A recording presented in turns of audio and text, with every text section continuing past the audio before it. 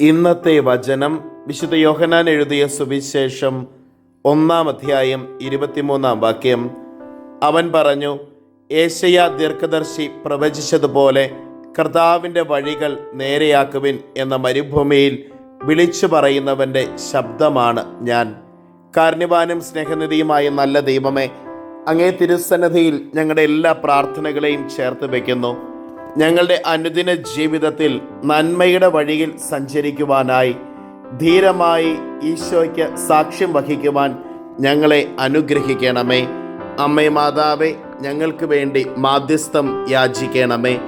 നമ്മുടെ കർത്താവ് ഈശോ മിശിഹായുടെ കൃപയും പിതാവായ ദൈവത്തിൻ്റെ സ്നേഹവും പരിശുദ്ധാത്മാവിൻ്റെ സഹവാസവും നാം എല്ലാവരോടും കൂടെ ഉണ്ടായിരിക്കട്ടെ, ഇപ്പോഴും എപ്പോഴും എന്നേക്കും.